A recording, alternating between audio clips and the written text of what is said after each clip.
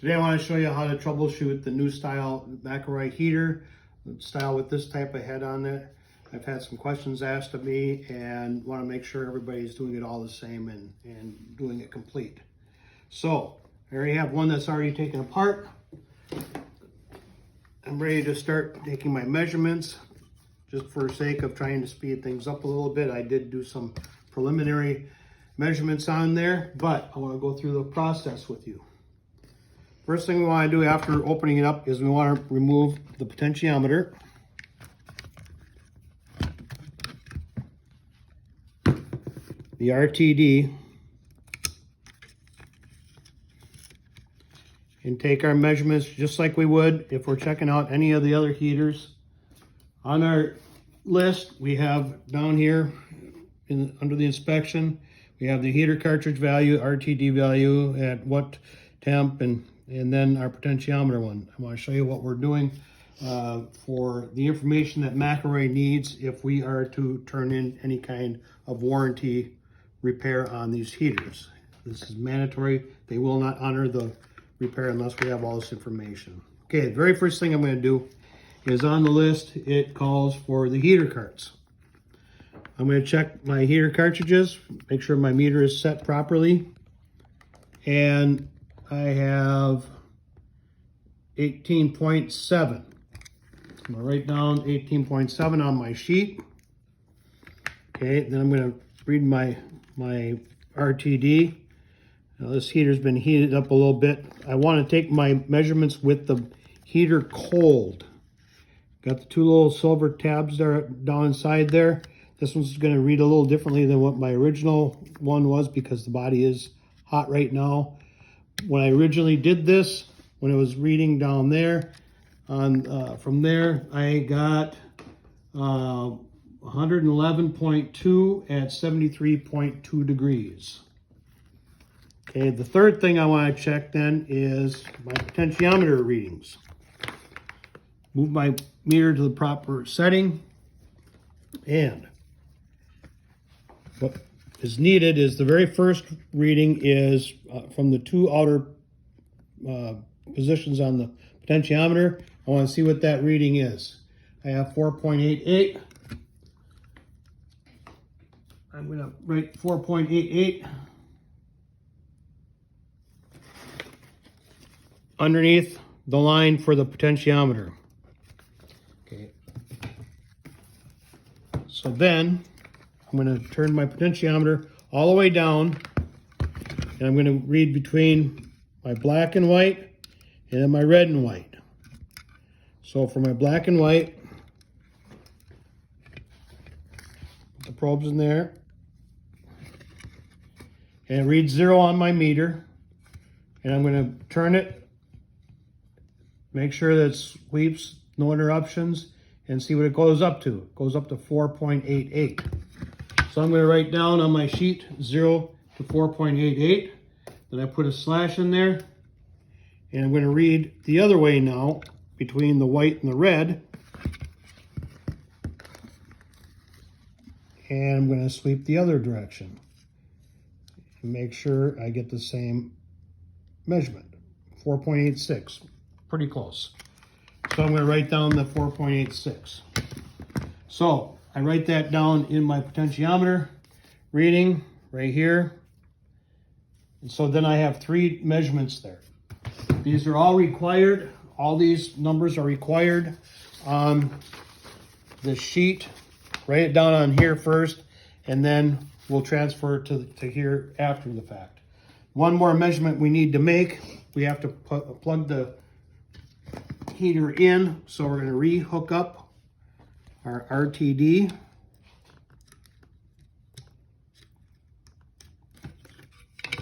And our potentiometer.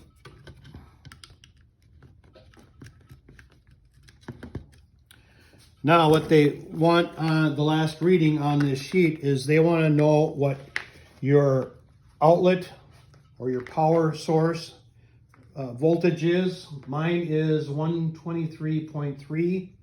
I wrote that down on here, and with the heater plugged in, they want to know what the power is coming out of the circuit board. So I'm going to be measuring it here and here. Get around the other side there. So you see right down inside there? So right on the board down there and here. You want to be very careful so that you don't move and get zapped. So plug this in. You want to do this rather quickly because if your heater cartridges and everything are working, it doesn't take very long to heat up. So very carefully, I touch down here and here and see what my, oops, make sure you turn the voltage reading on your meter right, okay? Here and here, and I have 119 point, all over the place, settles at 119.5. Okay, I'm going to unplug this. I'm going to write that down my number here, 119.5. Well, earlier it was 119.7. But this is what it should look like when we're done. We have all of our readings. This heater was turned in because the ground lug was pulled out of it. And all it needs, we know that everything is good on here. And so all we have to do is replace the power cord. I want to show you how to do the power cord real quick on this, to where you don't have to remove the ground wire. That there's a ground wire that comes with the cord. You don't have to remove the one from the body and replace that if the ground is good.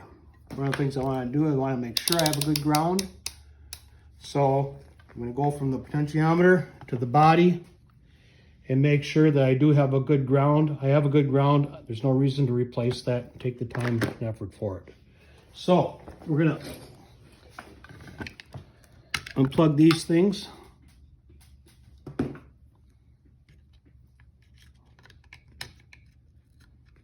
Let's get these out of the way.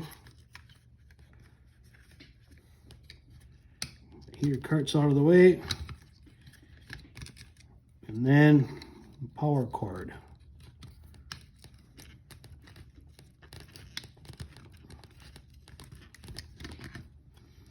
Okay.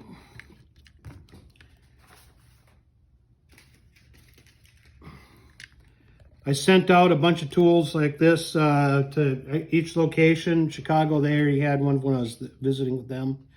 So our other locations are going to get these. It's for removing the inner part of the connector there, the metal part. All we need to do is go on the sides between the metal and the plastic part, push and push, and that'll come right out. What we've done is we've flattened these out inside there. This is what it looks like. A good one. Okay. So I'm just going to move these back out just a little bit.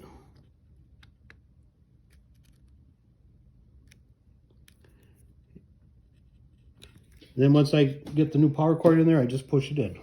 So I'm ready to replace that power cord. Got the new power cord here.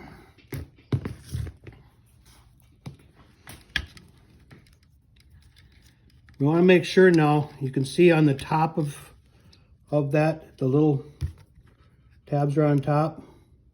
We want to make sure that those are facing up when it goes into the connector body itself. So we're just going to push that in until it clicks.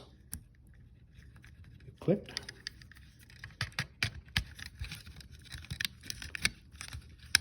Everything back in. I like to put the power cord back in first.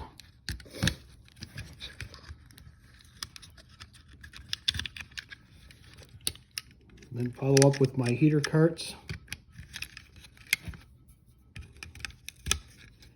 My RTD.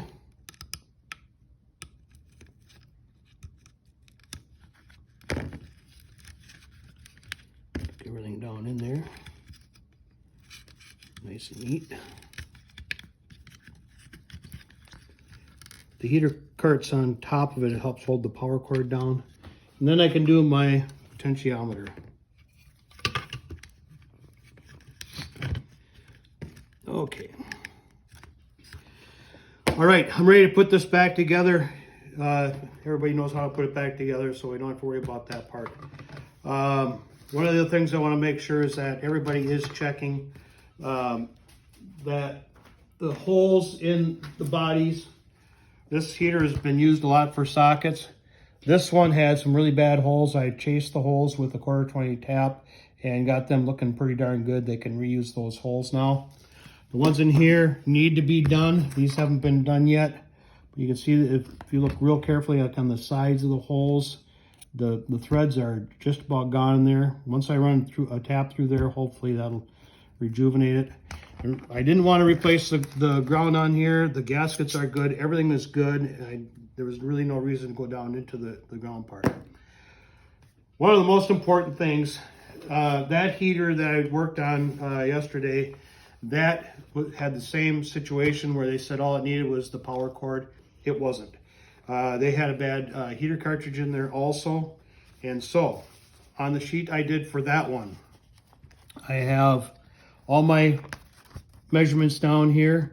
And along with that, I put in also the after heater cart repair, what the readings were on that. We have to make sure that we fill all this out as complete as we can. And we have to fill out the McElroy sheet as best we can, otherwise they will not honor it. I also like to put down page 1 of 2 and page 2 of 2, and I write down what, in this case, what the FL number is, our work order number here, and also what the number that we identify, what we engrave into the units or stamp into the units as far as our number goes. And that way everything matches up with the paperwork. So make sure your paperwork is done. If you have any questions on any of this, let me know. I would suggest that you save some of your connectors. I took the connector off of one of the other cords I had to replace. These tabs I have found will break off every once in a while, and if you have some spares, it really helps. You know how easy it is to get those out, so I would suggest doing that. If you have any questions, give me a call, and I'll be glad to help you. Thank you.